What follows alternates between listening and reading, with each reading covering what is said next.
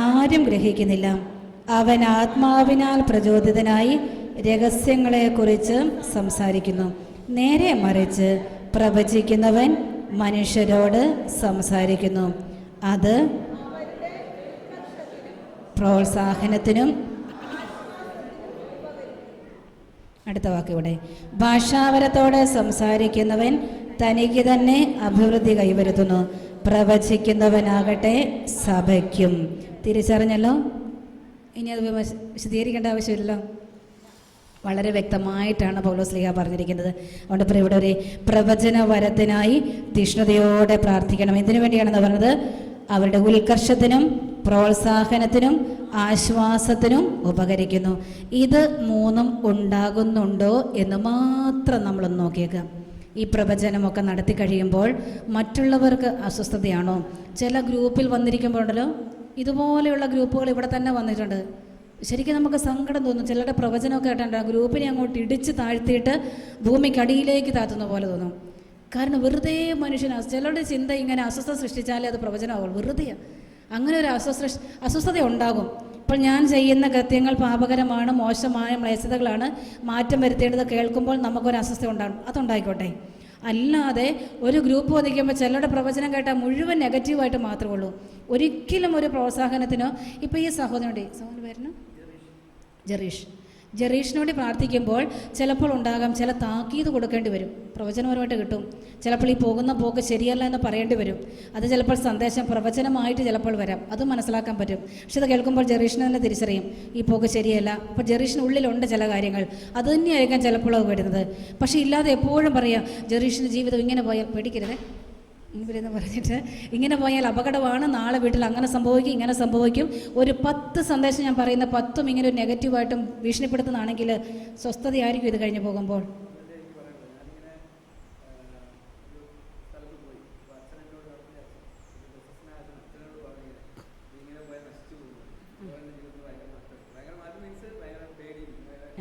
ഒരിക്കലും നമ്മളതിങ്ങനെ ഉണ്ടല്ലോ, ഇന്ന് അങ്ങനെ ഒരു ആരെയും വിമർശിക്കുന്നതല്ല, തെറ്റായിട്ട് ചിന്തിക്കരുത്. പക്ഷെ അങ്ങനെ ഒരു എവിടെയോ ചില ചിന്തകൾ ഇന്ന് കയറി കൂടിയിട്ടുണ്ട്. എനിക്കൊന്ന് ബ്രദർ തോമസ് മോൻ്റെ ക്ലാസ്സിൽ അത് പറയുമായിരിക്കും എപ്പോഴെങ്കിലും കിട്ടും. മാറ്റം വന്നു. അതുകൊണ്ടത് പറയും. ബ്രദറെ ഞങ്ങൾ കഴിഞ്ഞ ദിവസം ധ്യാനിപ്പിക്കാൻ അവിടെ കുളത്തൂൽ വന്നായിരുന്നു. അപ്പോഴും പറഞ്ഞതുകൊണ്ട് എനിക്ക് തോന്നുന്നു അതൊക്കെ ഇപ്പോൾ ക്ലാസ്സിൽ വരും. ഒറ്റ വാക്ക് മാത്രം പറയാൻ ആഗ്രഹിക്കുക. ഒരിക്കലും അങ്ങനെയുണ്ടല്ലോ, നമ്മൾ ഈ ഒരു തരത്തിൽ പറഞ്ഞ് പേടിപ്പിച്ച് ഒരാത്മാവിനെ രക്ഷപ്പെടുത്താൻ പറ്റില്ല. പക്ഷേ എവിടെയോ ഒരു നാളുകൾ അങ്ങനെ ചില ചിന്തകളൊക്കെ എവിടെയൊക്കെയോ കയറി കൂടി ശാപമാണെന്നും ബന്ധനമാണെന്നും നിനക്ക് നാശം സംഭവിക്കുകയുള്ളൂ, അതുകൊണ്ട് നീ ഇങ്ങനെ പോക്കോ, അങ്ങനെയൊന്ന് പേടിപ്പിച്ച്. അത് പഴയ നിയമകാലത്ത് നമുക്കറിയാം കുറേ ഭീഷണികളും പേടിപ്പിക്കലൊക്കെ ഉണ്ടായിരുന്നു. പക്ഷെ നമ്മുടെ കർത്താവിശ്വസിച്ചാണ് വന്നിരിക്കുന്നത്. ഞാൻ സ്നേഹമുള്ളവനാ, കരുണ കാണിക്കുന്നവനാ, ഞാൻ നിങ്ങളുടെ കൂടെ നടക്കുന്നവനാ, നിങ്ങളെ രക്ഷിക്കാൻ വന്നവനാ അല്ലേ. എന്നിട്ട് നമ്മളിങ്ങനെ കുറേ ശിക്ഷിക്കും. കഴിഞ്ഞ ദിവസം ഒരു സ്ഥലത്ത് ഇതുപോലെ ഒരു സിസ്റ്റർ ഒരു സമർപ്പിത ധ്യാനിക്കാൻ പോയി. എന്നോട് നേരിട്ട് പറഞ്ഞ കാര്യമാണ്. അപ്പോൾ ഈ സിസ്റ്ററിന് ഇച്ചിരി നീ ഒരു ഗ്രൂപ്പാണെങ്കിൽ ഞാൻ പറയട്ടെ, സിസ്റ്ററിന് ഇച്ചിരി ഒരു കൺഫ്യൂഷൻ വെളിയിലുണ്ടായിരുന്നു. നിലനിൽക്കാൻ പറ്റുമോ ഇല്ലയോ, അങ്ങനെ ഒരു കൺഫ്യൂഷൻ. അതുകൊണ്ട് തന്നെ സിസ്റ്ററിനെ ഒരു അധികാരികൾ പറഞ്ഞു വിട്ടതാണ്. ഇവിടെ ചെന്ന് പ്രാർത്ഥിച്ചിട്ട് സിസ്റ്ററോട് പറഞ്ഞു, കണ്ടോ ഇങ്ങനെ പോയിട്ടുണ്ടെങ്കിൽ സിസ്റ്റർ നശിച്ച് പോകും, സിസ്റ്ററിന് കുടുംബജീവിതത്തിലേക്ക് വന്ന കുടുംബം മുഴുവൻ തകരുന്നു പറഞ്ഞു. പറയാൻ പറ്റുമോ? പ്രാർത്ഥിച്ചിട്ട് പറഞ്ഞതാണ്. സിസ്റ്റർ ധ്യാനം കഴിഞ്ഞ് വന്നിട്ട് എന്നോട് പറഞ്ഞു, എൻ്റെ സിസ്റ്ററെ ഇതാ പറഞ്ഞത്. ഞാൻ എൻ്റെ കൂടെ വേറൊരു സിസ്റ്റർ സംശയിച്ച് വന്നു. ആ സിസ്റ്ററാണ് ഒരു ഡോക്ടറാണ്. എന്നിട്ട് ഈ ഡോക്ടർ സിസ്റ്ററിനോടും പ്രാർത്ഥിച്ചിട്ട് പറഞ്ഞു, സിസ്റ്റർ ഇവിടെ വിട്ടുപോയിട്ടുണ്ടെങ്കിൽ സന്യാസം ഉപേക്ഷിച്ച് എൻ്റെ പറയുമ്പോൾ എൻ്റെ കയ്യിൽ എന്താ വിഷമിക്കാൻ മതി. കാരണം എന്നോട് പറഞ്ഞത് ഇങ്ങനെ, ആ സിസ്റ്ററോട് പറയുക, സിസ്റ്റർ ഇനി ഇവിടെ നിന്നങ്ങാണ്ട് ഇങ്ങനെ സന്യാസം ഉപേക്ഷിച്ച് പോയിട്ടുണ്ടെങ്കിൽ സിസ്റ്റർ ഒരു ഇഞ്ചക്ഷൻ പോലും വെക്കാൻ പറ്റില്ല, കൈ തളർന്നു പോകുന്നു. പക്ഷേ ഇവരോർത്തരീന്ന് ഇങ്ങനെ പേടിപ്പിച്ച് പറഞ്ഞ് ഈ സിസ്റ്ററിനെ രക്ഷപ്പെടുവോ? സിസ്റ്റർ അതോടുകൂടി ആകെ ഡിമ്മായി. ഈ സിസ്റ്റർ വന്നിട്ട് എന്നോട് പറഞ്ഞത് കുടുംബജീവിതത്തിലേക്ക് പോയ കുടുംബം തകരും, സിസ്റ്ററിന് ഇപ്പോഴത്തെ കുടുംബം തകരും, സിസ്റ്ററിന് ഈ സന്യാസം ഉപേക്ഷിച്ച് പോയ സിസ്റ്റർ ചെല്ലുന്ന കുടുംബം കൂടെ തകർന്നു പോകും. അതുകൊണ്ട് അങ്ങനെ ഒരു ചിന്ത പോലും പാടില്ലെന്ന് സിസ്റ്റർ തിരിച്ചു വന്നതിന് സത്യം പറഞ്ഞാൽ പോകുന്നതിന് ഇതിനേക്കാൾ ഉപരി നല്ല മനസ്സോടെ പറഞ്ഞു വിട്ടതാണ്. തിരിച്ചു വന്നപ്പോൾ നേരെ ഓപ്പോസിറ്റായി. ഞാൻ പറഞ്ഞു, അങ്ങനെ സന്ദേശങ്ങൾ പറഞ്ഞ് ഇങ്ങനെയുള്ള പ്രവചനങ്ങൾ നടത്തി മനുഷ്യഹൃദയത്തെ ഒരിക്കലും നമ്മൾ അതൊക്കെ പരിശുദ്ധാത്മാവിൻ്റെ ആണോ നമ്മൾ അവിടെ തന്നെ വിവേചിച്ചറിയണം. ഉടനെ തന്നെ നമ്മൾ അയ്യോ പൊത്തെ വീണു, എന്നാൽ അച്ഛൻ അങ്ങനെ പറഞ്ഞാൽ സിസ്റ്റർ അങ്ങനെ പറഞ്ഞു, കൗൺസിലർ അങ്ങനെ പറഞ്ഞു. ഇപ്പം നമുക്കൊരു ചിന്ത ഇങ്ങനെ വെച്ചാൽ പ്രാർത്ഥിച്ച് കൗൺസിലിംഗ് നടത്തുന്ന നല്ല ഗിഫ്റ്റഡ് ആയിരിക്കും. അപ്പോൾ അതുകൊണ്ട് ഇവർ പറയുന്ന കാര്യം നമ്മൾ ഓർക്കുന്നത്, എന്നാൽ പിന്നെ അത് ശരിയായിരിക്കുമല്ലോ എന്ന് ഓർത്തിട്ട് നമ്മൾ അതേപടി വിശ്വസിച്ച് പോകും. പിന്നെ വന്ന് വീട്ടിൽ കുത്തിയിരിപ്പാണ്. കാരണം എന്നോട് പറഞ്ഞിരിക്കുന്ന നീ നശിച്ചു പോകണം, എന്നാൽ പിന്നെ നാശം ഉണ്ടാകണമെന്ന് ഓർത്ത് ഉള്ള കൃപയും കിട്ടി കൊണ്ടതുകൊണ്ട് കഞ്ഞിയും കുടിച്ച് മുറിയിലിരുന്നേക്കാന്ന് ഓർത്ത് ബൈബിളും പിടിച്ച് മുറിക്കാതിരിപ്പാം. ദയവ് ചെയ്ത് അങ്ങനെ ജീവിതം നശിപ്പിച്ചേക്കരുത്. കാരണം അതുകൊണ്ടൊക്കെ അവിടെയൊക്കെ നമ്മൾ വിവേചിച്ചറിയണം. ചിലപ്പോൾ അവർക്ക് കിട്ടിയ എന്തെങ്കിലും ഒരു സന്ദേശം തെറ്റായിട്ട് വ്യാഖ്യാനിച്ചതായിരിക്കാം. ചിലപ്പോൾ അവരുടെ ഉള്ളിൽ തന്നെ ചില സമയത്ത് മനുഷ്യരൂപി കടന്നുകൂടി സംസാരിക്കുന്നത്. അപ്പം നമ്മൾ തിരിച്ചറിഞ്ഞാൽ മതി. അതുകൊണ്ട് ആരെങ്കിലും പറയുന്നതായിട്ട് നമ്മൾ ഡിമ്മായി പോകരുത്. അപ്പം നമ്മിൽ ആത്മാവ് പ്രവർത്തിക്കുന്ന നമ്മൾ തിരിച്ചറിയണം, ഇത് യഥാർത്ഥത്തിൽ ദൈവത്തിൻ്റെ അരൂപടിയല്ല. ഞാൻ ഈ സിസ്റ്ററിനോട് പറഞ്ഞു, സിസ്റ്ററെ അവിടെ തന്നെ മനസ്സിലാക്കിക്കൊള്ളു. ഒരിക്കലും സിസ്റ്റർ അത് പറഞ്ഞു കഴിയുമ്പോൾ സത്യം പറഞ്ഞാൽ എൻ്റെ ഉള്ളിൽ കിടന്ന് അലയടിക്കാൻ തുടങ്ങി ഈ ഒരു അസ്വസ്ഥത. അപ്പോഴെന്തായിരുന്നു ഓർക്കണം, അവിടെ നിന്ന് വന്ന ഒരു അസ്വസ്ഥതയാണ് ഇങ്ങോട്ട് വരുന്നത്. പക്ഷെ ഒരിക്കലും അങ്ങനെ ഒരു അസ്വസ്ഥത പരിശുദ്ധാരൂപിയുടേതേ അല്ല. അതുകൊണ്ട് ദയവ് ചെയ്ത് നിങ്ങൾ ഈ വരങ്ങളൊക്കെ ഇവിടുന്ന് പ്രാർത്ഥിച്ച് ആർജിച്ചെടുത്തിട്ട് നാളെ പോയി ഇതുപോലെ ഒരാളോടും പറഞ്ഞ് നമ്മൾ വേദനിപ്പിക്കരുത്. അതേ പറയാൻ ആഗ്രഹിക്കുന്നുള്ളൂ. നമ്മുടെ മുൻപിൽ വരുന്ന ഓർക്കണം, പൗലോസ്ലീഹ അതുകൊണ്ടാണ് പറഞ്ഞത്, ഇത് ഉത്കർഷത്തിനും പ്രോത്സാഹനത്തിനും ആശ്വാസത്തിനുമാണ്. ഇത് നമ്മളൊക്കെ ചിന്തിക്കുന്നത് ഇങ്ങനെ പേടിപ്പിച്ച് അവരെ ക്രിസ്തുവിലേക്ക് അടുപ്പിക്കാൻ. അങ്ങനെ പേടിപ്പിച്ചിട്ട് ഒരാത്മാവിനെ നമ്മൾ നേടിയെടുക്കണ്ട. അങ്ങനെ പേടിപ്പിച്ചിട്ട് വേണ്ട. അവരെ നല്ല നിലയിൽ അവരെ ആശ്വസിപ്പിച്ചിട്ട്, സിസ്റ്റർ ഇങ്ങനെയാണോ വിഷമം, അല്ല ചേട്ടൻ ഇങ്ങനെയാണോ വിഷമം, എന്നാൽ ഈശോ പറയുന്നുണ്ട് കേട്ടോ, അതല്ല, സിസ്റ്ററിന് വേണ്ടി നല്ലൊരു ഭാവി ഒരുക്കി വെച്ചിട്ടുണ്ട്. അല്ലെങ്കിൽ മോനെ നീ വിഷമിക്കേണ്ട, ഇന്നത്തെ നിൻ്റെ തകർച്ചയ്ക്ക് ഉത്തരം ദൈവം തരും. ഒന്നുമല്ലെങ്കിൽ നമ്മളൊരു വചനം കൊടുത്തിട്ട് ആശ്വാസ വചനം കൊടുത്തു വിട്ടു, അത് മതി. അല്ലാതെ ഒരിക്കലും നമ്മളിങ്ങനെ പേടിപ്പിച്ച് ഇടിവെട്ടി നീ മരിക്കുള്ളൂ എന്നൊന്നും പറഞ്ഞേക്കരുത്.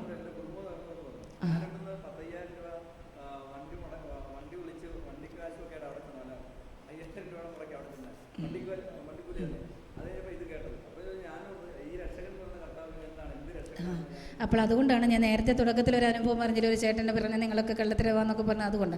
അപ്പം ഇങ്ങനെയുള്ളതിനേക്ക് നമ്മൾ ദയവ് ചെയ്തതിന് ഏറ്റവും ആദ്യം ഓടിച്ചെല്ലേണ്ടത് എവിടെയാണെന്നറിയാമോ? പ്രശ്നങ്ങളും വേദനകളും പ്രതിസന്ധികളും വരുമ്പോൾ എവിടേക്ക് ആദ്യം ഓടിയെത്തണം? തമ്പുരാൻ്റെ അടുക്കിലേക്ക് പോകൂ, വചനത്തിന് മുൻപിൽ, ദിവ്യഗാനത്തിന് മുൻപിൽ. ഓക്കെ, അല്ലാതെ നമ്മൾ അവിടെ ഇവിടെ ദർശനമുണ്ട് അല്ലെങ്കിൽ അവിടെ പറയുന്നത് ശരിയാണെന്ന് പറഞ്ഞാൽ ഒട്ടനെ ഓടണ്ട. അതാണ് ഒന്നാമത്തെ ഇതിന് കാരണം. ഇപ്പം നമുക്ക് ശരിയാണ്, നമ്മുടെ ജീവിതത്തിൽ നമ്മൾ സ്വാഭാവിക മാനുഷികമായിട്ടുണ്ടാകും, നമുക്കൊരു വേദന വരുമ്പോൾ എവിടെ ആശ്വാസം കിട്ടും. അപ്പോൾ ഇങ്ങനെയൊക്കെ കേൾക്കുമ്പോൾ നമ്മളൊന്ന് അവരെയും വിമർശിക്കേണ്ട, അവർക്ക് വേണ്ടി പ്രാർത്ഥിക്കുക. തമ്പുരാനെ ആ വൈദികന് അല്ലെ ആ സമർപ്പിതയ്ക്ക് അല്ലെ ഈ കൗൺസിലിംഗ് നടത്തിയ ചേട്ടന്, ഈ ഒരു ബ്രദറിന്, ഈ ഒരു സഹോദരന് അല്ലെ ഈ സഹോദരിക്ക് നല്ല ബോധ്യം കൊടുക്കണേ. ഇനി ഒരാൾ വരുമ്പോൾ ഒരിക്കലും ഇതിലേക്ക് പോകാൻ അവരെ അനുവദിക്കുക, അവർക്ക് വേണ്ടി പ്രാർത്ഥിക്കുക, അവരാത്മാവിൽ നിറയുക. ഇതെവിടെയോ ചിലപ്പോൾ ഒരു പാളിച്ച പറ്റിയതായിരിക്കും, ചിലപ്പോൾ എന്നും അങ്ങനെയൊന്നും പറയാൻ പറ്റില്ല. ചിലപ്പോൾ ആ സമയത്ത് എന്തെങ്കിലും രീതിയിലായിരിക്കും, ഒരു മാനുഷികത കടന്നുകൂടിയാൽ മതിയല്ലോ. ചിലപ്പോൾ എന്തെങ്കിലും വേദനയോടിരിക്കുന്ന സമയത്തായിരിക്കാം. അപ്പോൾ അവർക്ക് വേണ്ടി കൂടെ നമ്മൾ തീഷ്ണതയോടെ പ്രാർത്ഥിക്കണം. Hallelujah, hallelujah. അവിടെ പ്രവചനപരത്തിനോട് ശക്തമായിട്ട് പ്രാർത്ഥിച്ചു. പിന്നെ ഈ പ്രവചനപരം പറഞ്ഞല്ലോ, പഴയ നിയമത്തിലൊക്കെ നമ്മൾ കാണുന്നുണ്ട്. പിന്നെ ഈ സഭയെയും സമൂഹത്തെയും സംബന്ധിച്ച് ദൈവം വെളിപ്പെടുത്തി തിരിച്ചറിയാൻ കഴിവുള്ളവരാണെന്ന് പറഞ്ഞു. ഇനി പ്രവചനപരം ലഭിക്കുന്നത് ആർക്കാന്നുള്ളത്, അല്ലെങ്കിൽ എന്ത് ചെയ്യണം നമുക്ക് ഈ പ്രവചനപരം കിട്ടാൻ? നമ്മൾ ചെയ്യേണ്ടതൊന്നേ ഉള്ളൂ, നിരന്തരം പ്രാർത്ഥിക്കുന്ന ഒരു മനോഭാവം. പ്രാർത്ഥനയെക്കുറിച്ച് അധികം ഒന്നും പറയേണ്ട. ബ്രദർ തോമസ് പോൾ നമ്മൾ ഈ ദിവസങ്ങളെല്ലാം അതിന് നമ്മളെ നയിക്കുക. അങ്ങനെ നിരന്തരം പ്രാർത്ഥിക്കുക. പിന്നെ മറ്റൊന്ന്, ദൈവഹിതം നിറവേറ്റുന്ന ജീവിതശൈലി. ദൈവഹിതം നിറവേറ്റുന്ന ഒരു ജീവിതശൈലി വഴിയായിട്ട് നല്ലൊരു ബന്ധം, ഉറ്റ ബന്ധം ദൈവവുമായിട്ടുണ്ടാക്കുക. അങ്ങനെയെങ്കിൽ പ്രിയപ്പെട്ടവരെ, ആ ഒരു ഉറ്റ ബന്ധത്തിലൂടെ പ്രാർത്ഥിച്ച് കർത്താവുമായി ചേർന്നിരിക്കുമ്പോൾ ഈ പ്രവചനപരമൊക്കെ ദൈവമായ കർത്താവ് നമുക്ക് തരും. അത് നമ്മിലൂടെ മറ്റുള്ളവർക്ക് കൊടുക്കുവാൻ ദൈവം ഒരു ഉപകരണമാക്കി മാറ്റും. അങ്ങനെ പ്രവചനപരം തിരിച്ചറിയണം. ഒരിക്കലും മറ്റല്ല, ദൈവഹിതം നിറവേറ്റുന്ന വ്യക്തിത്വം. മനസ്സിലായല്ലോ? അതുകൊണ്ട് നമ്മൾ പ്രാർത്ഥിച്ചാൽ മാത്രം പോരാ, ദൈവഹിതത്തിന് മുൻപിൽ ആമേൻ പറയണം. വരങ്ങൾ വാങ്ങിച്ചെടുക്കാൻ നല്ല മിടുക്കുക, പക്ഷെ ദൈവഹിതത്തിന് മുമ്പിൽ ആമേൻ പറയണം. ദൈവമായ കർത്താവ് എന്തെന്നോട് പറയുന്നു അത് ചെയ്യാനുള്ളൊരു നല്ല മനസ്സ്. അല്ലാതെ കുറേ പ്രാർത്ഥിപ്പിച്ചു, ഞാൻ പ്രാർത്ഥിച്ചു വിടുന്നു, മറ്റുള്ളവർക്ക് വേണ്ടി പ്രാർത്ഥിക്കുന്നു, പക്ഷേ ഞാൻ ദൈവഹിതം നിറവേറ്റുന്നുണ്ടോ, ദൈവത്തിൻ്റെ ഇഷ്ടം മാത്രം നിറവേറ്റി പോകുന്ന ഒരു വ്യക്തിത്വമാണെങ്കിൽ പ്രിയപ്പെട്ടവരെ, ഈ ഒരു നല്ല ബന്ധത്തിൽ മുന്നോട്ട് പോകാൻ പറ്റും. ഞാൻ എന്നും ഓർക്കാറുണ്ട്, ഞങ്ങളുടെയൊക്കെ കോൺവെൻറ്റുകൾ, ഇപ്പോൾ ഇവിടെ നമ്മുടെ സഹോദരൻ വർഗീസ് പോൾ ഇരിപ്പുണ്ട്. ഒരിക്കൽ എന്നോട് എന്നും പരാതി പറയായിരുന്നു, ഞങ്ങളുടെ ഇടവകയിൽ ഒരു ധ്യാനവും ഹോമേഷനും ഒക്കെ നടത്താൻ വർഗീസിനോട് പലതവണ ചോദിച്ചു, പ്രാർത്ഥിച്ചപ്പോഴൊക്കെ നോ എന്ന് പറഞ്ഞുകൊണ്ട് കിട്ടിയിട്ട് വന്നിട്ടില്ല എന്ന്.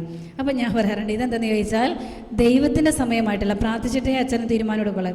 ഒരിടവകയിൽ ഒരു ധ്യാനം ചോദിച്ചാൽ പ്രാർത്ഥിക്കും, ദൈവഹിതമാണോ? അല്ല എങ്കിൽ ആര് പറഞ്ഞാലും പോയില്ല. ഈ സഹോദരൻ വർഗീസ് പോൾ എന്നോട് പലപ്പോഴും പിണങ്ങിയിട്ടുണ്ട്, സിസ്റ്റർ എന്തുകൊണ്ടാണ് നിങ്ങൾ വരാത്തത്, ഞങ്ങളുടെ നാടിനെ ഉപേക്ഷിച്ചോ, ഞങ്ങളുടെ ഇടവകയെ ഉപേക്ഷിച്ചോ, കഴിഞ്ഞ ദിവസം അച്ഛൻ മരിച്ചാൽ ഇനിയും വരത്തില്ലെന്ന് ഒരിക്കൽ എന്നോട് ചോദിച്ചു. പക്ഷേ ഞാൻ പറഞ്ഞു, ദൈവഹിതം നിറവേറ്റപ്പെടണം. അതുകൊണ്ടാണ് പ്രിയപ്പെട്ടവരെ, വർഗീസിന് എപ്പോഴും പറയുമായിരുന്നു, ദൈവത്തിൻ്റെ ഇഷ്ടം ഒത്തിരി കാര്യങ്ങൾ അവരിവരൊക്കെ ഓഫർ ചെയ്ത് അവിടെ മഠം തുടങ്ങാം, ഇവിടെ കോൺവെൻറ്റ് തുടങ്ങാം, അവിടെ സ്ഥാപനം തുടങ്ങാൻ അച്ഛൻ പറയായിരുന്നു, പ്രാർത്ഥിച്ചു നോക്കും, ഈശോ പറയുന്നുണ്ടോ, ഇല്ലെങ്കിൽ വേണ്ട എന്ന് വയ്ക്കുമായിരുന്നു. ദൈവത്തിൻ്റെ സ്വരം ഒരു പ്രവാചക ശബ്ദത്തോടുകൂടെ തന്നെ ജീവിച്ചൊരു വ്യക്തിയാണ്.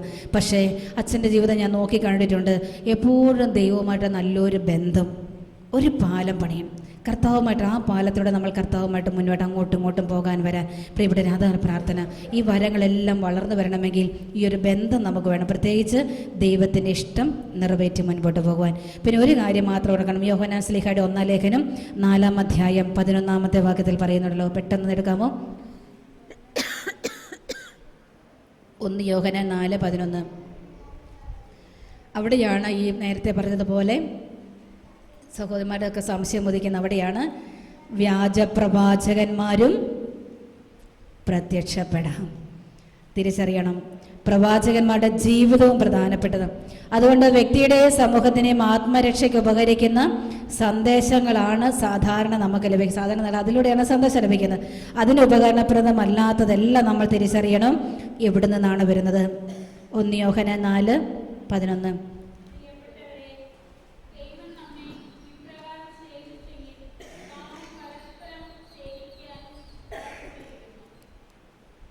സോറി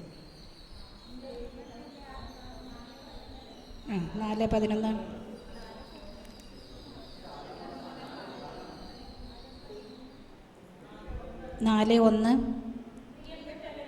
എല്ലാ ആത്മാക്കളെയും ആത്മാക്കളെ പരിശോധിച്ച് പല വ്യാജപ്രവാചകന്മാരും.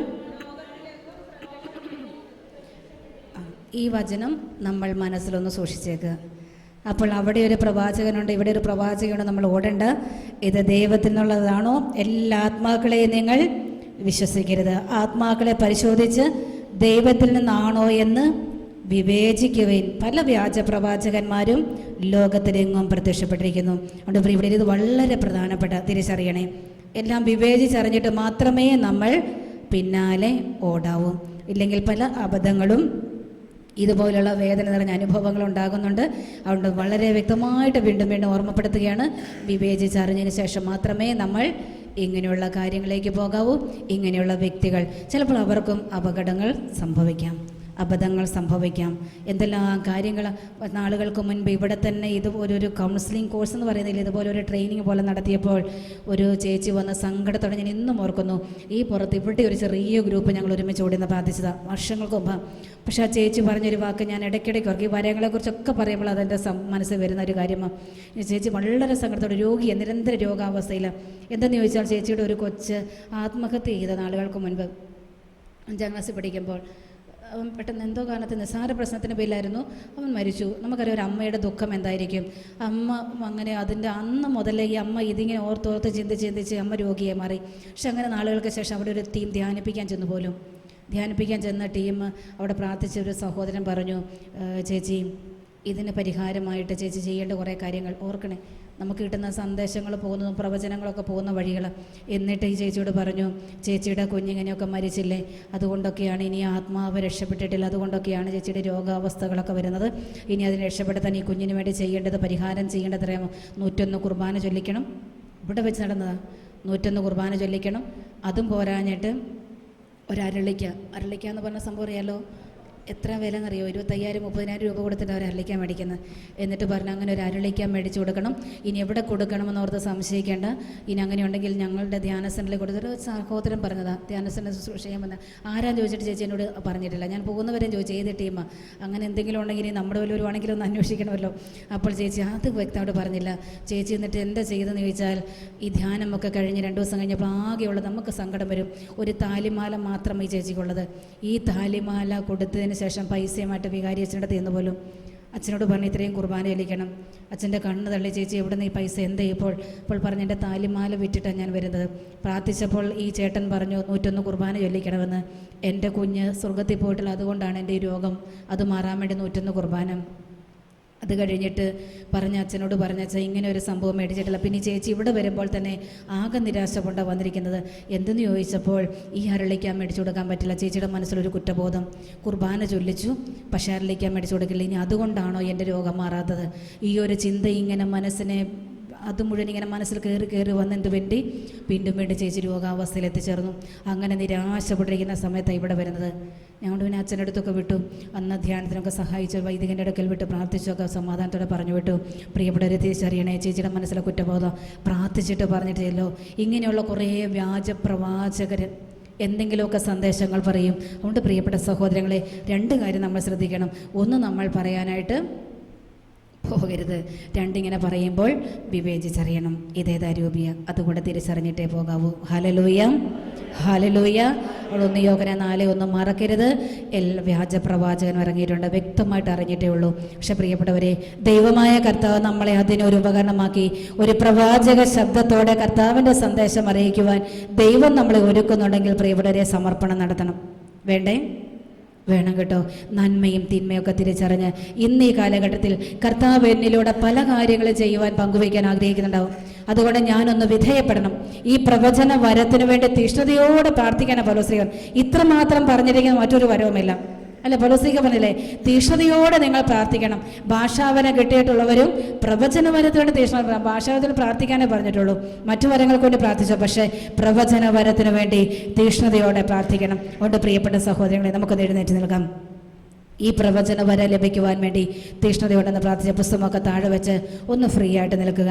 മക്കൾക്കടുത്ത സ്വാതന്ത്ര്യത്തോടെ ആബാ പിതാവേ എന്ന് വിളിച്ച് പ്രാർത്ഥിക്കാൻ തക്കവിധത്തിൽ പുത്രസ്വീകാര്യത്തിന് ആത്മാവിനെയാണ് അവിടെ നമുക്ക് നൽകിയിരിക്കുന്നത്. പൗലോസ്ലീഹ പറഞ്ഞിട്ടുണ്ടല്ലോ. എങ്കിൽ ആ മക്കൾക്കടുത്ത സ്വാതന്ത്ര്യത്തോടെ സ്വർഗീയ പിതാവിനെ വിളിച്ച് നമ്മളിപ്പോൾ പ്രാർത്ഥിക്കുകയാണ്.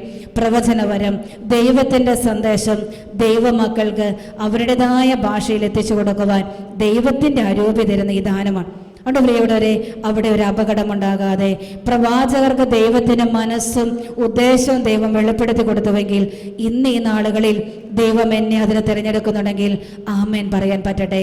അങ്ങനെ സമർപ്പണം നടത്താൻ പറ്റുന്ന എല്ലാവരും 2 കരങ്ങളും ഉയർത്തിക്കൊണ്ട്, ദൈവമേ, എൻ്റെ ചുറ്റുമുള്ളവർക്ക് അങ്ങയുടെ സന്ദേശം എത്തിച്ചു കൊടുക്കുവാൻ ഈ ഒരു പ്രവചന വരം എനിക്ക് തരണമേ കർത്താവേ. അത് വിവേകത്തോടെ ഉപയോഗിച്ചുകൊണ്ട് ദൈവജനത്തെ നേടിയെടുക്കുവാൻ, ദൈവത്തിൻ്റെ പക്കലേക്ക് ദൈവമക്കളെ എത്തിക്കുവാൻ, പ്രവചന വരത്തിലൂടെ സഭയെ വളർത്തുവാൻ വേണ്ടി മറ്റുള്ളവരുടെ ഉത്കർഷത്തിനും അവരുടെ വളർച്ചയ്ക്കും ആശ്വാസത്തിനും ഉപകരിക്കത്തക്ക രീതിയിൽ ഈ വരം എനിക്ക് നൽകണമേ എന്ന് പ്രാർത്ഥിച്ചുകൊണ്ട് നമുക്ക് അല്പസമയം കർത്താവിനെ സ്വതന്ത്രമായിട്ട് സ്തുതിക്കാം. Hallelujah, hallelujah.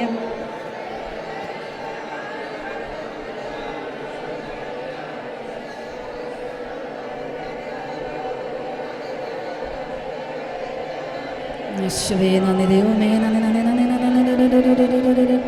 Hallelujah, hallelujah, hallelujah, hallelujah, hallelujah, hallelujah. ദൈവമേ നന്ദി, നന്ദി, നന്ദി, നന്ദി, നന്ദി, നന്ദി, നന്ദി. Hallelujah, hallelujah. ദൈവമേ നന്ദി, നന്ദി, നന്ദി, നന്ദി, നന്ദി, നന്ദി, നന്ദി, നന്ദി, നന്ദി, നന്ദി.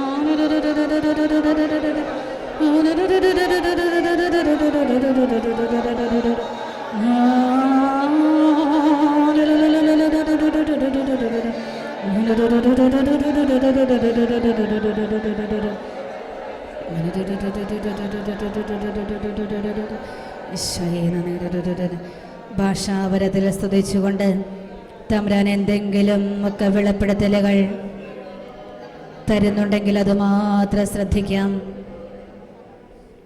പ്രവചനവരത്തിനു വേണ്ടി തീഷ്ണമായി അഭിലഷിക്കുവിൻ. കർത്താവ് നമ്മുടെ ഈ സമൂഹത്തിനു വേണ്ടിയോ തിരുസഭയ്ക്ക് വേണ്ടിയോ ലോകം മുഴുവൻ്റെയും വളർച്ചയ്ക്ക് വേണ്ടിയോ ഈ ഒരു പ്രവചനം വരം നൽകി എന്നെ അനുഗ്രഹിക്കുവാൻ തിരുമനസ്സാകുന്നുണ്ടെങ്കിൽ സമർപ്പണം നടത്തട്ടെ. ശരിയായ വിധത്തിൽ വിനിയോഗിച്ചുകൊണ്ട് സഭയുടെ വളർച്ചയ്ക്ക് വേണ്ടി ഞാൻ യത്നിച്ചു കൊള്ളാം, തീരുമാനമെടുക്കാം. ദൈവമേ, ഒരിക്കലും മറ്റുള്ളവർക്ക് വേദനയായി മാറാനിടയാക്കരുതേ. മറ്റുള്ളവരുടെ ഉത്കർഷത്തിനു വേണ്ടി, മറ്റുള്ളവരെ ആശ്വസിപ്പിക്കുവാൻ വേണ്ടി, പ്രോത്സാഹനത്തിനു വേണ്ടിയായിരിക്കട്ടെ. എന്നെ തന്നെ ഞാനിതാ വിട്ടുതരുന്നു. നിമിഷം ഉള്ളിൻ്റെ ഉള്ളിൽ സ്തുതിച്ചുകൊണ്ട് ആർക്കെങ്കിലും ഈ സമയം ദൈവത്തിൻ്റെ ആത്മാവുള്ളിൻ്റെ ഉള്ളിൽ ഇങ്ങനെ ഒരു പ്രവചനപരത്തിലൂടെ സന്ദേശം നൽകുവാൻ ആഗ്രഹിക്കുന്നു, ആത്മാവ് നൽകുന്നുണ്ടെങ്കിൽ, വെളിപ്പെടുത്തലുകൾ അത്തരത്തിൽ കിട്ടുന്നുണ്ടെങ്കിൽ അതൊന്നുറക്കെ പങ്കുവയ്ക്കാം. മറ്റൊന്നും ശ്രദ്ധിക്കേണ്ട, ആരെയും ശ്രദ്ധിക്കേണ്ട. പരിശുദ്ധാത്മാവ് ഈ ഒരു പ്രവചനപരത്തിലൂടെ എൻ്റെ ഉള്ളിൻ്റെ ഉള്ളിൽ മന്ത്രിക്കുന്നുവെങ്കിൽ, അത് സമൂഹത്തിന് വേണ്ടിയുള്ളതാണെങ്കിൽ, അത് നമ്മുടെ വളർച്ചയ്ക്ക് വേണ്ടി, ഉത്കർഷത്തിന് വേണ്ടി ഉറക്കെ പങ്കുവയ്ക്കാം. ലഭിക്കുന്നവർ മടി കൂടാതെ പങ്കുവെച്ചുകൊള്ളുക.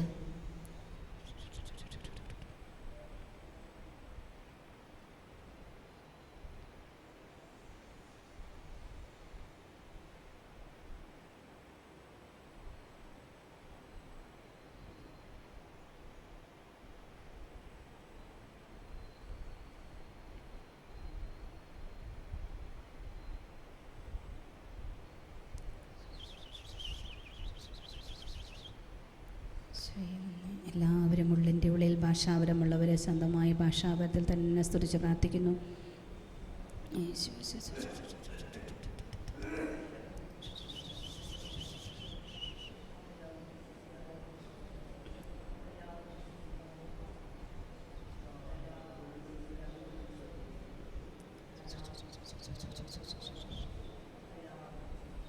അമ്മയോട് ചേർന്ന് നമുക്ക് പ്രാർത്ഥിക്കാം. നന്മ നിറഞ്ഞ മറിയമേ സ്വസ്തി, കർത്താവ് അങ്ങയുടെ കൂടെ സ്ത്രീകളിൽ അങ്ങ് അനുഗ്രഹിക്കപ്പെട്ടവളാവുന്നു. അങ്ങയുടെ ദരത്തിൻ ഫലമായി ഈശോ അനുഗ്രഹിക്കപ്പെട്ടവനാവും. പരിശുദ്ധ മറിയമേ തമ്പുരാൻ്റെ അമ്മേ,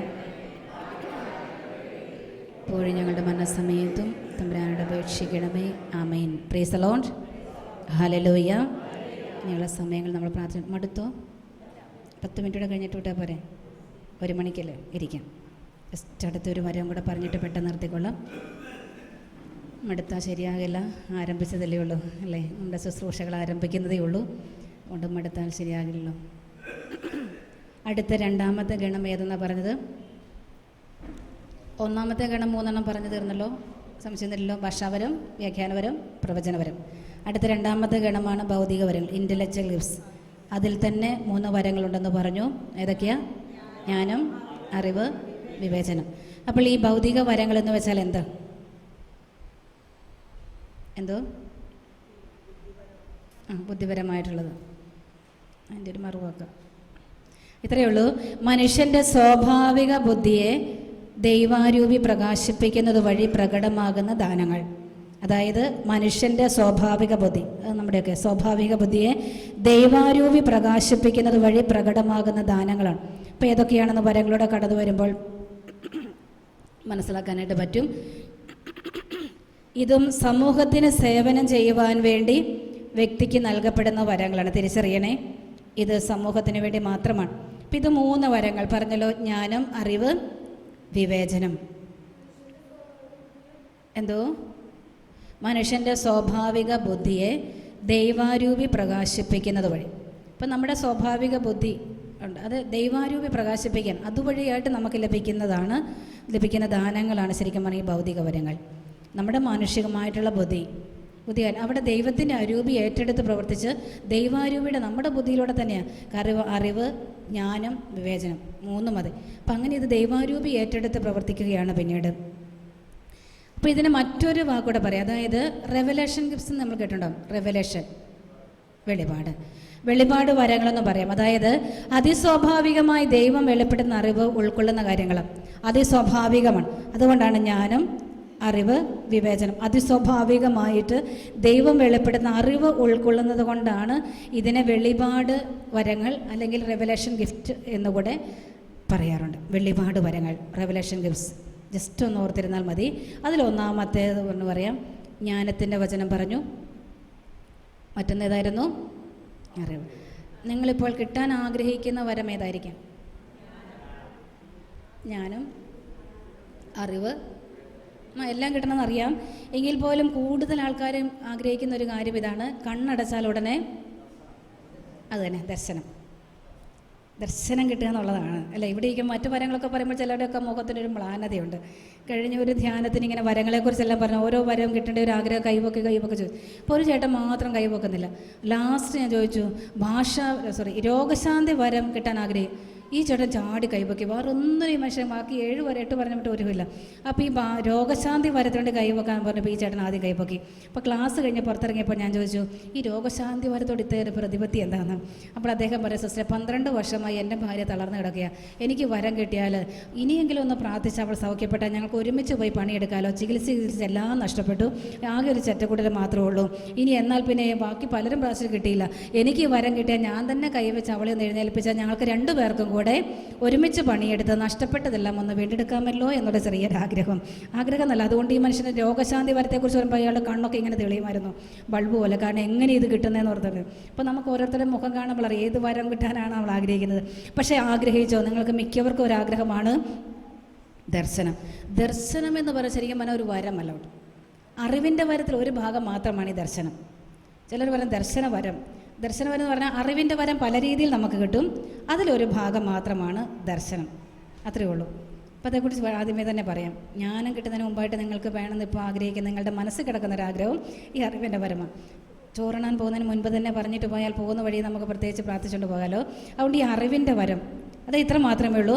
ഒരു നിർവചനം എന്നോണം നമുക്ക് ഇങ്ങനെ പറയാൻ പറ്റും. നമുക്ക് എഴുതി വെക്കണമെങ്കിൽ നിങ്ങളൊന്ന് എഴുതിയെടുത്തു. അതായത് ഒരു വ്യക്തിയെയോ സംഭവങ്ങളെയോ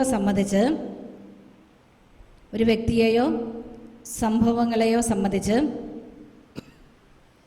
ദൈവത്തിനുള്ള നിഗൂഢമായ അറിവിൻ്റെ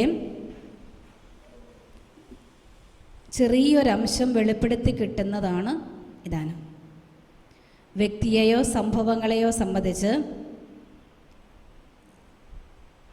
ദൈവത്തിനുള്ള നിഗൂഢമായ അറിവിൻ്റെ ചെറിയൊരംശം.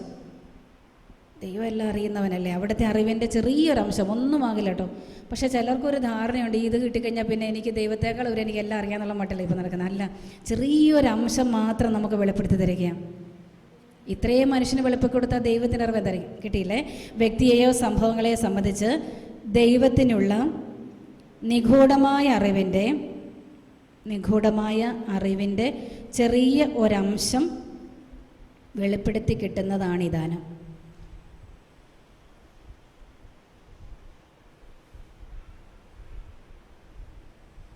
കിട്ടിയില്ലേ? സംശയമില്ലല്ലോ.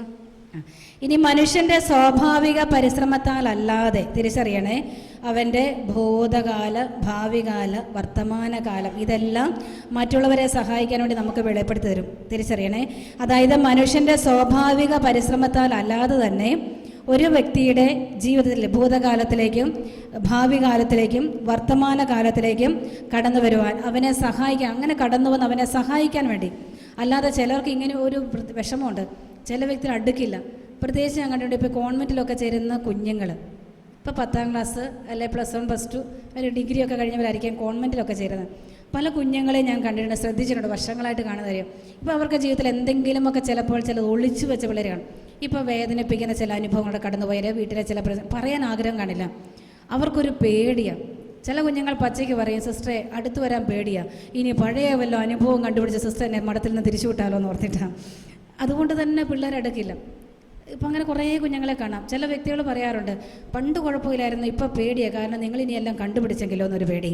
അതുകൊണ്ട് തന്നെ ഇനി മുൻപോട്ട് പോകുമ്പോൾ എങ്ങനെ ഇവരെന്തെങ്കിലുമൊക്കെ സൂത്രക്രിയകളൊക്കെ കണ്ടുവച്ചിട്ടുണ്ടാവും, ഇനി അതെല്ലാം പരിശുദ്ധാത്മാവ് നിങ്ങൾക്ക് വെളിപ്പെടുത്തി തരുമോ എന്നുള്ളൊരു ഭയം. പ്രിയപ്പെട്ടവർ, ഇത് എന്തിനു വേണ്ടിയാണ്? അവരെ സഹായിക്കാൻ വേണ്ടിയാണ്. അല്ലാതെ ആ വ്യക്തിയുടെ എല്ലാം അറിഞ്ഞിട്ട് അവരെ വെറുക്കാനോ മാറ്റി നിർത്താനോ അല്ല, അവരെ സഹായിക്കാൻ വേണ്ടിയാണ്. അത് മറന്നു പോകരുതേ. ഒരു വ്യക്തിയുടെ ഭൂതകാലമോ ഭാവി കാലമോ വർത്തമാനകാലമോ പരിശുദ്ധാത്മാവ് നമുക്ക് വെളിപ്പെടുത്തി തരുന്നുണ്ടെങ്കിൽ ആ വ്യക്തിയെ സഹായിക്കാൻ വേണ്ടി മാത്രമാണ് നമുക്കിത് കിട്ടുന്നത്. തിരിച്ചറിയണം. അല്ലാതെ ഒരിക്കലും ഇത് കണ്ട് ആസ്വദിക്കാനോ അവരെക്കുറിച്ച് തിരിച്ചറിയാനോ അതനുസരിച്ചൊരു വിമർശനം നടത്താനോ അവരെ ഒന്ന് വിശദീകരിക്കാനോ ഒന്നിനുമല്ല. അങ്ങനെ ഒരു വിധിക്കാൻ വേണ്ടിയല്ല അവർ പരിശുദ്ധാത്മാവ് തരുന്നത്. തിരിച്ചറിയണേ, അവരെ ഒന്ന് സഹായിക്കാൻ. അങ്ങനെ ഒരു മനസ്സുണ്ടെങ്കിൽ മാത്രമേ ഈ വരത്തിനോടെ പ്രാർത്ഥിക്കാവൂ. മറ്റുള്ളവരെനിക്ക് സഹായിക്കണം, അവരുടെ ജീവിതത്തിലേക്ക് ഒന്ന് ഇറങ്ങിച്ചെല്ലാം. അവരുടെ വേദന നിറഞ്ഞ ഒത്തിരി അനുഭവങ്ങളുണ്ട്. പഴയ ജീവിതം മുഴുവൻ താറുമാറായി കിടക്കുന്നതായിരിക്കാം. പക്ഷെ അവരെ ഒന്ന് മനോഭാവത്തെ കരുണയോടെ ഒന്ന് കണ്ട്, ഫ്രാൻസിസ് പാപ്പ പറഞ്ഞില്ലേ, കരുണയുടെ മുഖം ധരിക്കണമെന്ന്. അങ്ങനെ കരുണയുടെ മുഖം ധരിച്ചുകൊണ്ട് അവരെ ഒന്ന് കരുണയോടെ കേട്ട്, കരുണയോടെ കണ്ട്, അവരെ ഒന്ന് സ്വീകരിച്ച് ദൈവത്തിൻ്റെ പക്കലേക്ക് എത്തി അവരൊന്ന് സഹായിക്കുക. അതിനുവേണ്ടിയാണ് ഈ അറിവിൻ്റെ വരമൊക്കെ തരുന്നത്. Hallelujah, hallelujah. അത് കിട്ടുന്ന വിധം കൂടെ പറഞ്ഞിട്ട് നമുക്ക് ഭക്ഷണം കഴിക്കാൻ പോകാം. ഒന്ന് പറഞ്ഞല്ലോ, തോന്നിപ്പിലൂടെ കിട്ടും. തോന്നിപ്പിലൂടെ എല്ലാ തോന്നിപ്പുകളും പരിശുദ്ധാത്മാവിൻ്റെ ആണോ അല്ലയോ? അല്ല കേട്ടോ, അങ്ങനെ പറഞ്ഞേക്കരുത്. നീ വന്നിരുന്നപ്പോൾ മുതൽ എനിക്ക് തോന്നി തുടങ്ങിയെന്ന് പറഞ്ഞിട്ട് തോന്നലുകളെല്ലാം പരിശുദ്ധാത്മാവിൻ്റെതല്ല. പക്ഷേ പരിശുദ്ധാത്മാവ് തോന്നിപ്പിലൂടെ തരും. ഞാൻ പലപ്പോഴും ഓർക്കുന്നത്, എനിക്കൊരു ഭയങ്കര ഡൗട്ട് ഉണ്ടാകുന്ന കാര്യമായിരുന്നു. പ്രാർത്ഥിക്കുമ്പോഴൊക്കെ ചിലർക്ക് വേണ്ടി പ്രാർത്ഥിക്കുമ്പോൾ ചില സന്ദേശങ്ങൾ കിട്ടും തോന്നിപ്പിലൂടെ. നമുക്ക് കൺഫ്യൂഷൻ വരും, ഏറെ സംശയമുള്ളതാകും. കാരണം ഇത് ശരിയാണെന്ന് അറിയത്തില്ല. ചിലർക്ക് പറയും ഇങ്ങനെ ദർശനം കിട്ടുന്നുണ്ട്, എഴുതി കാണിക്കും. പക്ഷെ അങ്ങനെ ഒന്നും കിട്ടാറില്ല. തോന്നിപ്പിലൂടെ പലതും കാണുമ്പോൾ അത് തോന്നിക്കുന്നു, അത് ചോദിക്കുമ്പോൾ അത് ശരിയാവും. പക്ഷെ ഞാനങ്ങനെ ജോസേനോടൊക്കെ ആദ്യ നാളുകളിൽ എന്നും ജോസേൻ്റെ പിന്നെ നടക്കുമായിരുന്നു. എൻ്റെ എൽഡറായിരുന്നു ഈ കാപ്പി ജോസേട്ടൻ. അപ്പോൾ ജോസേനെ എന്ന് കണ്ടാലും എൻ്റെ സംശയം ഇതാ, ജോസേട്ടൻ ഇങ്ങനെ തോന്നിപ്പിലൂടെ കിട്ടുന്നുള്ളൂ. അപ്പോൾ ജോസേട്ടൻ പറയുന്ന ജോസേനോട് പ്രാർത്ഥിക്കാം. അങ്ങനെ പ്രാർത്ഥിക്കുമ്പോൾ ചില കാര്യങ്ങൾ നമ്മൾ പങ്കുവയ്ക്കുമ്പോൾ അറിയാമല്ലോ അത് ശരിയാണോ ഇല്ലയോ എന്ന്. അപ്പോൾ ഈ തോന്നിപ്പിലൂടെ നമുക്ക് കിട്ടും, വളരെ വ്യക്തമായിട്ട് കിട്ടും. നമ്മളൊരു വ്യക്തിക്ക് വേണ്ടി പ്രാർത്ഥിക്കുമ്പോൾ ഇനി ആണോ എന്നറിയാൻ വേണ്ടി, ഇപ്പോൾ ഞാനിപ്പോൾ ഈ സഹോദരൻ്റെ പ്രാർത്ഥിച്ചു, 5 കാര്യം ചോദിച്ചു, അത് 5 ശരിയാ. അടുത്ത പ്രാവശ്യം വന്നിത് പിറ്റേ ദിവസം വല്ല ഉച്ച കഴിഞ്ഞപ്പോൾ ഞാൻ ബ്രദറിനോട് പ്രാർത്ഥിക്കുക, ബ്രദറിനോട് പ്രാർത്ഥിച്ച് ഇതുപോലെ തന്നെ തോന്നിപ്പിലൂടെ കിട്ടി. ഞാനൊരു 8 കാര്യം ചോദിച്ചു, 8 കാര്യം ശരിയാ. അങ്ങനെ ഒരു 3-4 പേർക്ക് വേണ്ടി പ്രാർത്ഥിച്ചു കഴിയുമ്പോൾ നമുക്ക് ഈ തോന്നിപ്പിലൂടെ കിട്ടുന്നത് ശരിയാണെങ്കിൽ നമുക്ക് ഉറപ്പ് വിശ്വസിക്കാം, അല്ലേ? എനിക്ക് തോന്നിപ്പിലൂടെ പരിശുദ്ധാത്മാവ് തരും. അതെങ്ങനെയാണെന്ന് ചോദിച്ചാൽ അത് ദൈവാരൂപയുടെ പ്രവർത്തനം. നമുക്കിങ്ങനെ എഴുതിക്കെട്ടി ഉണ്ടാക്കി പറയാൻ പറ്റില്ല. അത് പരിശുദ്ധാരൂപയുടെ പ്രവർത്തനമാണ്. തോന്നിപ്പിലൂടെ തന്നെ കിട്ടും. അതിനൊരു ഭാഗമാണ്, അറിവിൻ്റെ വരത്തിന് ഒരു ഭാഗമാണ് ഈ തോന്നിപ്പിലൂടെ കിട്ടുന്നത്. അതുകൊണ്ട് നന്നായിട്ട് പ്രാർത്ഥിച്ചു. ഇത് കിട്ടിക്കഴിഞ്ഞാൽ നമുക്ക് എളുപ്പമാണ്, നമുക്ക് വലിയ പാടൊന്നുമില്ല. നമ്മൾ ഈ വ്യക്തിയെ സമർപ്പിക്കുന്നു. ഈ വ്യക്തി വന്നിരിക്കുമ്പോൾ ഈ സഹോദരി വരികയാണ്, കർത്താവേ ഇതാ നിൻ്റെ കരങ്ങളിലേക്ക്, പരിശുദ്ധാത്മാവേ ഈ മകളെ ഏറ്റെടുക്കണമേ. ഈ മകളെ സമർപ്പിച്ചു പ്രാർത്ഥിക്കുന്നു. ഈ മകൾക്ക് വേണ്ടി പരിശുദ്ധാത്മ നമ്മൾ ഈശോയെ കണ്ടുകൊണ്ട് ശ്രദ്ധിച്ചുകൊണ്ടിരിക്കുക. അപ്പോൾ പരിശുദ്ധാത്മ നമ്മുടെ ഉള്ളിൽ തോന്നിപ്പിച്ച് തരും, ഇന്നതുപോലെ ചോദിക്കുക, ഇന്നതുപോലെ ചോദിക്കുക. അങ്ങനെ ചോദിക്കുമ്പോൾ അത് ശരിയാവും, തോന്നിപ്പിലൂടെ കിട്ടും. മറ്റൊന്ന് പറഞ്ഞ പോലെ ദർശനത്തിലൂടെ, ചിലത് ദർശനത്തിലൂടെ കിട്ടും. ചിലർക്ക് വേണ്ടി പ്രാർത്ഥിക്കുമ്പോൾ ദർശനം വളരെ വ്യക്തം. ആദ്യ നാളുകളൊക്കെ ഞാൻ ഓർക്കുന്നുണ്ട്, ആദ്യമായിട്ട് ഞാൻ ഈ ആലുവ ഞങ്ങളുടെ ഫോർമേഷൻസ് 94 നിത്യം വന്നാണ് ഞങ്ങൾ ഈ കൗൺസിലിംഗ് കോഴ്സ് നടത്തുന്നത്. ഞങ്ങൾക്ക് സാധാരണ യൂണിവേഴ്സിറ്റിയിൽ നിന്ന് തന്നെ ഈ കൗൺസിലിംഗ് കോഴ്സ് നടത്തി തരുവാൻ. അപ്പം അങ്ങനെയാണ് പിന്നെ സിസ്റ്റേഴ്സിനെ ഒരു സിസ്റ്ററായി കഴിയുമ്പോൾ തന്നെ കൗൺസിലിംഗ് നടത്താൻ ഒരു പ്രാക്ടീസ് വരങ്ങൾ കുറേ കൂടെ വളരാനായിട്ട് യൂണിവേഴ്സിറ്റി കാലത്ത് തന്നെ നടത്തി തരണം. അപ്പം ഞങ്ങളൊക്കെ ആയിരുന്ന സമയത്ത് വർഷങ്ങൾ 26 വർഷം മുൻപ്, അന്ന് ഈ ആലുവ ഞങ്ങൾ ജൂൺ ഡേറ്റ് കാലത്ത്, അത് ഞാൻ ഇന്നും ഓർക്കുന്നു. ആദ്യമായിട്ട് കിട്ടിയ ചില ദർശനങ്ങൾ അന്ന് ഈ കൗൺസിലിംഗ് കോഴ്സ് നടക്കുന്ന സമയത്ത് വരങ്ങളിൽ വളരാൻ വേണ്ടി അന്ന് സ്റ്റാഫിനി സെൽസിസ് ഇവരൊക്കെയാണ് ഞങ്ങളെ സഹായിച്ചുകൊണ്ടിരുന്നത്. അപ്പോൾ ഇവരിങ്ങനെ പ്രാർത്ഥിച്ച് നമ്മൾ ആരാധന സമയത്തൊക്കെ പ്രാർത്ഥിക്കാൻ പറയും, മറ്റൊരു വ്യക്തിയെ വേണ്ടി അന്ന് കിട്ടിയ ദർശനങ്ങളൊക്കെ ഇന്ന് ഞാൻ ഓർക്കുന്നുണ്ട്. ചിലത് നമ്മുടെ മനസ്സിൽ നിന്ന് മായില്ല. ആദ്യ നാളുകളിലൊക്കെ കിട്ടിയ ചില ദർശനങ്ങൾ ആദ്യ നാളുകളൊക്കെ അങ്ങനെയായിരുന്നു. അപ്പം അങ്ങനെ കിട്ടുന്നത് അത് പിന്നീട് പ്രാർത്ഥിക്കുമ്പോൾ ഈ തോന്നിപ്പിലൂടെ കിട്ടുമ്പോൾ നമുക്ക് കുറേ കൂടി എളുപ്പമായി. അല്ല ചിലതൊക്കെ ഇങ്ങനെ ദർശനത്തിലൂടെ കിട്ടും. നമ്മൾ കണ്ടുകൊണ്ടിരിക്കും ചില കാര്യങ്ങൾ, ഈശോ വന്ന് നിൽക്കുന്നതും ഒരു തോട്ടിലൂടെ പോകുന്നതും ഒഴുകിപ്പോകുന്നതും, അങ്ങനെ എന്തെങ്കിലും ചില ദർശനങ്ങളൊക്കെ കിട്ടിയത് ഓർമ്മയിൽ സൂക്ഷിക്കുന്നുണ്ട്. കാരണം ആദ്യമായിട്ട് കിട്ടുന്നത്. അപ്പോൾ ചില ദർശനങ്ങളൂടെ കിട്ടും. അപ്പോൾ ആ വ്യക്തിയുടെ ജീവിതത്തിലേക്ക് ചില കാര്യങ്ങൾ, ഒരിക്കലും ഒരു സഹോദരനെ ഞാൻ പ്രാർത്ഥിക്കുമ്പോൾ കണ്ടത് ഇങ്ങനെ, ഇതാ ഒരു കറ്റ, ഒരു വലിയൊരു കറ്റ മീൻസ് ഈ പുല്ലരിഞ്ഞ് ചുമന്നുകൊണ്ട് പോകുകയും, പക്ഷെ ഒരു തോട്ടിലൂടെ ഇങ്ങനെ ഒഴുകിപ്പോകുന്നത്. അപ്പം ഞാൻ ചേട്ടാ എന്തെങ്കിലും ഇങ്ങനെ ഇതുമായിട്ട് ബന്ധപ്പെട്ട് വല്ല കാര്യമുണ്ടോ? ചേട്ടൻ ഇന്ന് കരയാൻ തുടങ്ങി. ശരിയാ സിസ്റ്ററെ, 8ാം ക്ലാസ്സിൽ പഠിക്കുന്ന സമയത്ത് പുല്ല് വെട്ടിക്കൊണ്ടുവരാൻ വന്നു. പുല്ലും വെട്ടി തലയിൽ ചുമന്നുകൊണ്ട് പോകുമ്പോഴാണ് തോട് കിടക്കണം. പെട്ടെന്ന് മഴവെള്ളം വന്നു. മലവെള്ളം വന്നിട്ടുണ്ടെങ്കിൽ നമ്മളറിയില്ല, പ്രതീക്ഷിക്കാത്ത സമയത്ത് ഈ മനുഷ്യൻ പറയാം മലവെള്ളം വന്നു, കുറേ ദൂരം ഒലിച്ചു പോയി. പക്ഷേ എങ്ങനെയോ അത്ഭുതകരമായിട്ട് ദൈവം എന്നെ കരയ്ക്ക് അടുപ്പിച്ചു. ഞാൻ രക്ഷപ്പെട്ടു. അന്ന് മുതലേ പേടിയാണ്, ഭയം കിടക്കുകയാണ്. അപ്പോൾ ഈ ഭയം അത് സുഖപ്പെടുത്താൻ വേണ്ടിയാണ് കർത്താവ് ഈ ഒരു ചുമന്നുകൊണ്ട് പോകുന്ന മാത്രമേ കാണിച്ചു തന്നുള്ളൂ. നമുക്ക് ചില അടയാളങ്ങൾ ഇങ്ങനെ ദർശനത്തിലൂടെ കാണിച്ചു തരും. അപ്പോൾ ആ വ്യക്തിയോട് ചോദിക്കുമ്പോൾ അത് കൃത്യമായിരിക്കാം. അപ്പോൾ ഇത് ഭയത്തിൽ നിന്നുള്ള ഒരു ആന്തരിക സൗഖ്യം കിട്ടാൻ വേണ്ടി കാണിച്ചു തരാം. അപ്പോൾ ഈ വ്യക്തി ഇതിലൂടെ നമുക്ക് വലിയ ക്രെഡിറ്റ് ഒന്നും അല്ല കിട്ടും. നമ്മൾ തിരിച്ചറിയണം, ആ വ്യക്തിക്ക് പൂർണ്ണമായ ഒരു ആന്തരിക സൗഖ്യം, ഭയത്തിൽ നിന്നുള്ള വിടുതൽ കൊടുക്കാൻ വേണ്ടിയാണ് കർത്താവ് നമുക്കിത് ചില ദർശനങ്ങൾ കാണിച്ചു തരിക. അപ്പം അങ്ങനെയുള്ള ചില ദർശനങ്ങളൂടെ കിട്ടും. തീഷ്ണതയോടെ പ്രാർത്ഥിച്ചു. അതുകൊണ്ട് നന്നായിട്ട് ഇന്ന് മുതൽ ഇപ്പോൾ മുതൽ പ്രാർത്ഥിക്കണം. ഇന്ന് ഉച്ചയ്ക്ക് ഭക്ഷണം കഴിക്കാൻ പോയിട്ട് കുറച്ച് സമയമൊക്കെ ഇരുന്ന് പ്രാർത്ഥിക്കുമ്പോൾ കർത്താവേ ഇങ്ങനെയുടെ അടയാളങ്ങൾ കാണിച്ചു തരണമേ. ദർശനങ്ങൾ മറ്റൊക്കെ വേണ്ടി പ്രാർത്ഥിക്കുമ്പോൾ കിട്ടും. അവിടെ നമ്മൾ പേടിപ്പിക്കുകയൊന്നും ചെയ്യരുത് മാത്രം. ചില ദർശനങ്ങൾ കിട്ടിക്കഴിയുമ്പോൾ ആകപ്പാടെ പേടിയാണ്. കഴിഞ്ഞ ഇവിടെ ഒരു ട്രെയിനിങ്ങിന് വന്നിരുന്നപ്പോൾ ഞാനൊക്കെ ഇങ്ങനെ ഗ്രൂപ്പ് തിരിച്ചിട്ടു. മുകളിൽ ആ ഓഡിറ്റോറിയത്തിലായിരുന്നു. ഒരു ഗ്രൂപ്പിൽ വന്ന് പ്രാർത്ഥിക്കാൻ ഇരിക്കുമ്പോൾ ചേച്ചി പറയുകയാണ്, ഒരു ചേട്ടൻ പാവം മുൻപിലിരിപ്പുണ്ട്, ചേട്ടന് വേണ്ടി പ്രാർത്ഥിക്കും. അപ്പോൾ നമ്മളിങ്ങനെ ട്രെയിനിങ് ആണല്ലോ, പ്രാക്ടീസ് ചെയ്ത്. ചേച്ചി പറയാം, ഇരുട്ടാണ് ഞാൻ കാണുന്നത്. അപ്പോൾ വീണ്ടും ഞങ്ങളവിടെ ഇരുന്ന് ഞങ്ങൾ 2 സിസ്റ്റേഴ്സ് ഇരിപ്പുണ്ട്, ഗ്രൂപ്പൊക്കെ ഇരിപ്പുണ്ട്. നിങ്ങൾ ആരെങ്കിലുമൊക്കെ ഉണ്ടായിരുന്നെന്ന് എനിക്കറിയില്ല. അപ്പോൾ ചേട്ടൻ ഇങ്ങനെയെന്ന് പറഞ്ഞാൽ ചേച്ചി വീണ്ടും പറയാം, വെളിച്ചത്തിലേക്ക് വരുന്നില്ല, ഇരുട്ടിൽ തന്നെ ആയിരിക്കുന്നത്. അപ്പോൾ ഞങ്ങൾ ഈ മുഖത്തേക്ക് ഞാൻ ഈ സിസ്റ്ററിനെ തോണ്ടിയിട്ട് പറഞ്ഞ, സിസ്റ്റർ ചേട്ടൻ്റെ മുഖത്ത് നോക്കാൻ. ശരിക്കും ഇത് പറയുന്നതനുസരിച്ച് ചേട്ടൻ്റെ മുഖം മാറിക്കൊണ്ടിരിക്കുക. കാരണം ചേട്ടൻ അവസാനം കുറേ കഴിഞ്ഞിട്ട് ചോദിച്ചു, എന്തെങ്കിലും ഞാൻ ഇനി വെളിച്ചത്തിലേക്ക് വരുമോയെന്ന് ചോദിച്ചു. ഗതി കൊട്ടി കഴിഞ്ഞപ്പോൾ 5 മിനിറ്റ് കഴിഞ്ഞപ്പോൾ ചേട്ടൻ ചോദിച്ചു, എപ്പോഴെങ്കിലും ഞാൻ ഇനി വെളിച്ചത്തിലേക്ക് വരാൻ സാധ്യതയുണ്ടോ? കാണി ചേച്ചി പറഞ്ഞു, ചേട്ടൻ ഇരുട്ടില്ല അന്ധകാരത്തിലാണെന്ന് പറഞ്ഞിരിക്കുക. ചേട്ടനുള്ള വെളിച്ചം കൂടെ നഷ്ടപ്പെട്ടു. അതുകൊണ്ട് ദയവ് ചെയ്ത് നമ്മൾ ഈ പ്രാർത്ഥിച്ചിട്ട് കണ്ണടച്ചിട്ട് വലുതൊക്കെ പറഞ്ഞിട്ട് എല്ലാവരെയും കൂടെ അന്ധകാരത്തിലാക്കിയേക്കരുത്. എന്തെങ്കിലും കിട്ടുന്നില്ലെങ്കിൽ മൗനം പാലിച്ചാൽ മതി. ഇന്നിപ്പോൾ പ്രാക്ടീസിനകത്ത് ഉച്ച കഴിഞ്ഞിട്ട് നമുക്ക് നടത്താം. അപ്പോൾ ഇവിടെ അങ്ങനെയൊക്കെ ചെല്ലുമ്പോൾ കാണാം എന്തെങ്കിലും പറയേണ്ടത് എന്തെങ്കിലുമൊക്കെ പറഞ്ഞുകൊണ്ടിരിക്കും. അതുകൊണ്ട് ദയവ് ചെയ്ത് നമ്മൾ ഉണ്ടാക്കി പറഞ്ഞുകൊണ്ടിരിക്കരുത്. പറയാം അതേക്കുറിച്ച് പറയാം. അപ്പോൾ അതുകൊണ്ട് ഇങ്ങനെയുള്ള കാര്യങ്ങൾ ഒരിക്കലും ഇപ്പോൾ ദർശനത്തിലൂടെ കണ്ടെന്ന് പറഞ്ഞിട്ട് നമ്മൾ വ്യക്തമായിട്ട് തിരിച്ചറിയണം, വിവേചിച്ചറിഞ്ഞിട്ട്. ഇവിടെ എല്ലാം നമുക്ക് വിവേചന വരം, ഏത് സന്ദേശം എടുക്കുമ്പോഴൊക്കെ വിവേചന വരം വളരെ പ്രധാനപ്പെട്ടതാണ്. ഇങ്ങനെ എന്തെങ്കിലും കിട്ടിയെങ്കിൽ തന്നെ നമ്മളത് വിവേചിച്ചറിഞ്ഞിട്ടൊക്കെ ചോദിക്കാവുള്ളൂ, വെറുതെ എന്തെങ്കിലും പറയരുത്. ഇപ്പോൾ നമ്മുടെ സഹോദരൻ ചോദിക്കുന്നു, മരണത്തിൻ്റെ കാര്യം കണ്ടാൽ പറയാമോ? പാടില്ല. 3 കാര്യങ്ങൾ ഇപ്പോൾ ചോദിച്ചുകൊണ്ട് തുടക്കത്തിൽ തന്നെ അറിയാം. 3 കാര്യങ്ങൾ നമ്മൾ ചോദിക്കാനും പാടില്ല, പറയാനും പാടില്ല. ഏത് വരങ്ങൾ കിട്ട വ്യക്തിയാണെങ്കിൽ പോലും. 1 മരണത്തിൻ്റെ കാര്യം, 2 ജീവിതാന്തസ് തിരഞ്ഞെടുക്കുന്ന കാര്യം, 3 കളവ് പോയ കാര്യം. ഭക്ഷണം റെഡിയായെന്താണെന്ന് തോന്നുന്നു. വർഗീസ് പോലെ പുറത്തുനിന്ന് ഇങ്ങനെ അസ്വസ്ഥപ്പെടുന്നുണ്ട്. അതുകൊണ്ട് നമ്മൾ 1 മണി ആയതുകൊണ്ട് ഭക്ഷണം കഴിക്കാൻ തന്നെ പോവുകയാണ്. മരണത്തിൻ്റെ കാര്യം തിരിച്ചു വരുമ്പോൾ വ്യക്തമായിട്ട് പറഞ്ഞു തന്നേക്കാം. മരണം, ജീവിതാന്തസ് തിരഞ്ഞെടുക്കുന്നത്, കളവിൻ്റെ കാര്യം. ഇത് സംശയം ഉണ്ടാകും. തിരിച്ചു വന്നിട്ട് അതിൻ്റെ വിശദീകരണം തരാം. ഇപ്പോൾ പറഞ്ഞിട്ട് പോയാൽ പിന്നെ നമ്മൾ അരസം സൃഷ്ടിക്കേണ്ട. ഇപ്പോൾ ഭക്ഷണം കഴിക്കാൻ പോകുന്നു. എപ്പോൾ തിരിച്ചു വരാം?